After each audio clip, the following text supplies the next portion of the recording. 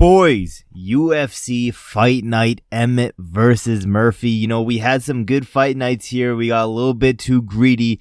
Our ass is getting shipped back to the Apex, but it is what it is. This is honestly not that great of a card compared to what like the other fight cards that we had when we were in Mexico City.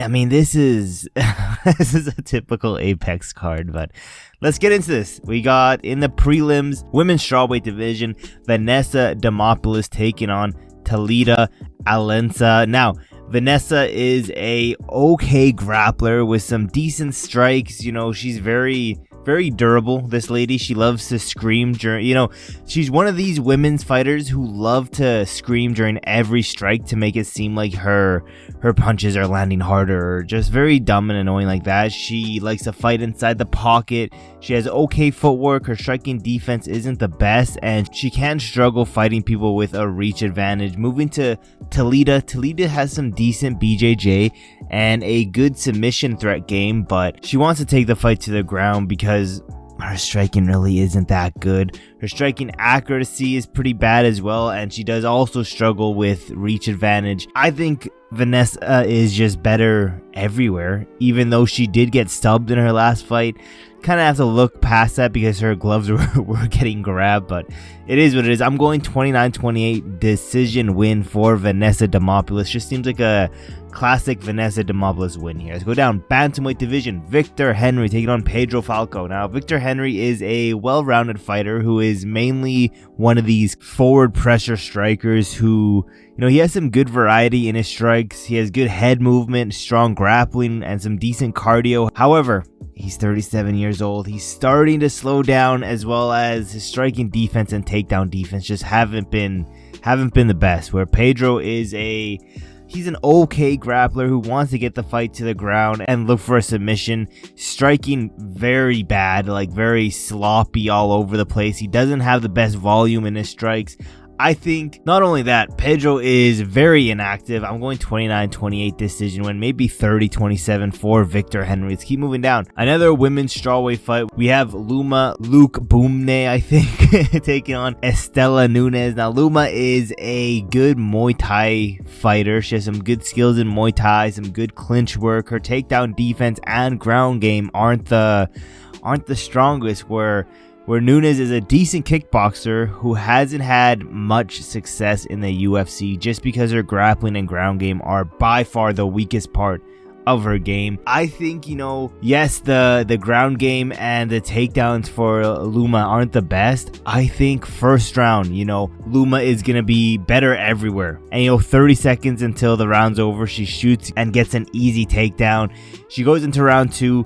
I think 3 minutes into round two, another takedown, easy, butter, ground and pound TKO win. I just don't think Istela Nunes is UFC level. Let's keep moving down. Welterweight division.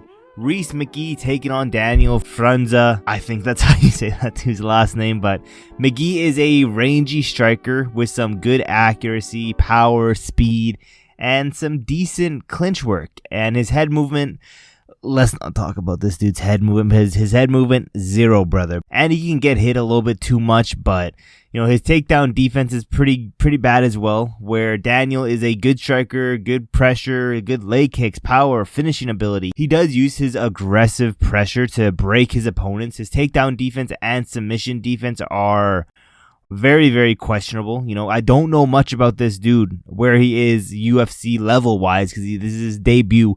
Don't know what this dude's like. Where Rhys has better names on his resume, and I just can't trust Daniel because I know so little about him and his actual skill level. Yes, I've seen him fight. Yes, I've seen, you know, his recent fight, his first fight. I've seen his losses.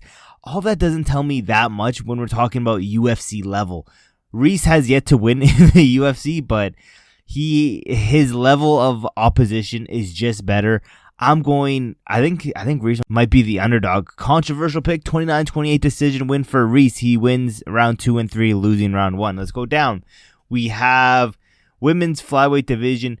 Diana Belbita taking on Dione Barbosa. Now, Diana is a high-pressure volume striker with some decent BJJ and decent clinch game, where Barbosa is a good grappler with some good judo background. She is a very fast striker, And she isn't here like not wanting to mix in some takedowns. She will mix in some takedowns.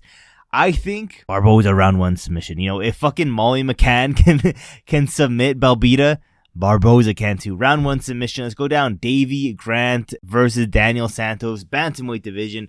Davy Grant is a volume striker with some decent power, decent grappling, good head movement.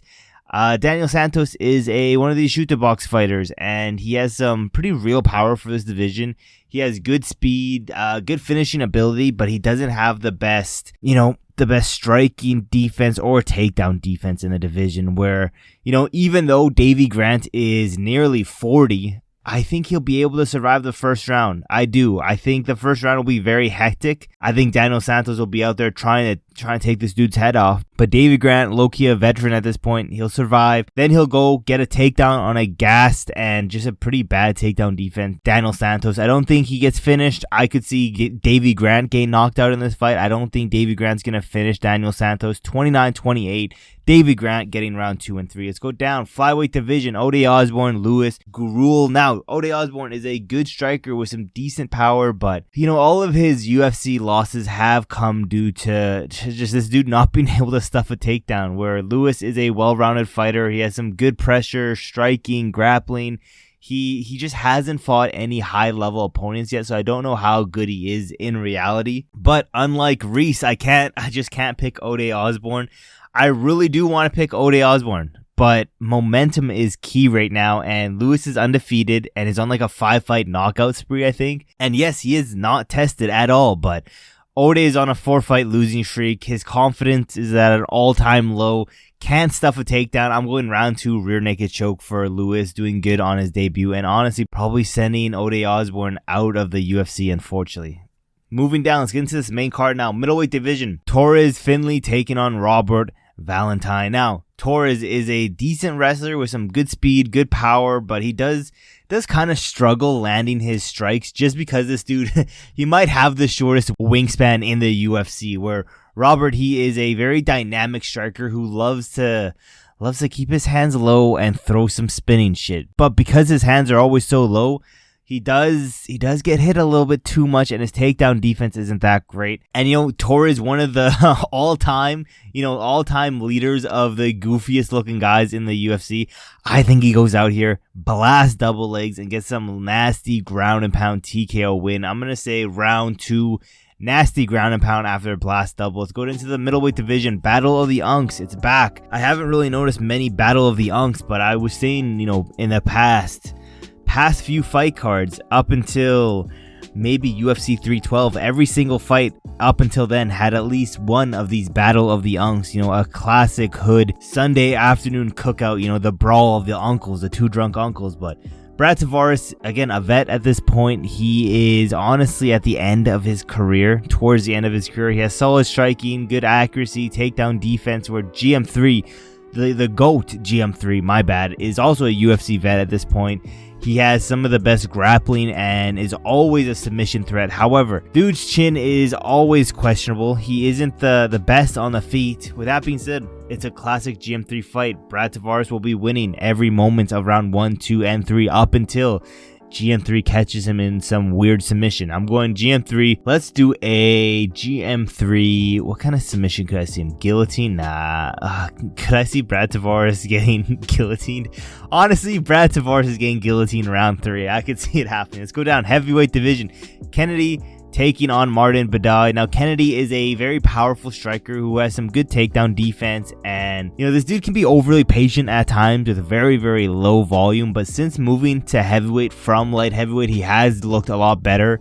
Martin Buday is a powerful striker with some very good takedown defense and footwork. His striking defense, though, isn't the best. He does get hit a lot and tends to be a very slow starter. I'm going Kennedy, you know, the light heavyweight skill. Both these dudes are pretty bad though, but Kennedy round 1 KO. You know, Martin Buday being a slow starter, I don't see it ending. I could see it being a boring decision, but Kennedy first round KO. Let's go down. Bantamweight division. Cortavious Ramos taking on ChangHo Lee. Now, Ramos is a very well-rounded fighter with some good grappling, head kicks, decent power. His striking is definitely not as good as his grappling, as well as he doesn't throw the most volume, where Lee is a forward pressure fighter with good striking accuracy, good power. However, his takedown defense might be the weakest part of his game. I could see him, stuffing the takedowns of Ramos and winning a 29-28 decision, and I think that's what I'm going to go with. I don't think either of these dudes are getting finished. I'm going Lee 29-28, maybe dropping the middle round. Round 2. Maybe round 2 could be a swing round. I don't know. I'm going 29-28. Let's go down featherweight division. I believe this is the co-main. Pat Sabatini, Joanderson, Brito. Pat Sabatini is a really good grappler and a wrestler. He has good top pressure, good cardio. However, his striking isn't the best, and his chin is questionable, to say the least, where Brito is a very fast twitch fighter with some good grappling, good takedowns.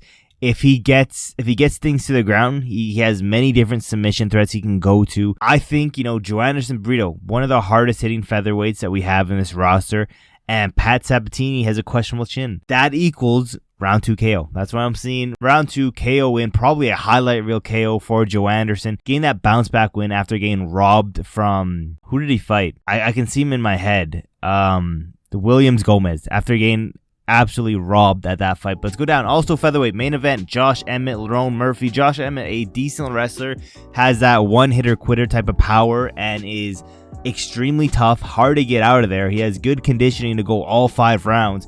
However, this dude has been extremely inactive, and if you've been watching my videos, you know why I think he's been inactive. Lerone Murphy is a good striker with decent power, good footwork, and doesn't have the best takedown defense in the world. However, he won't just lay there. He'll scramble back up to get to his feet. I think Lerone Murphy needs to be perfect for all 5 rounds, but Josh Emmett, he just needs to land that one. And Lerone Murphy has been dropped by Dan Ige in his last fight, but the inactivity, I told you why I think personally Josh Emmett has been inactive. I think all that's going to play a huge factor in this fight.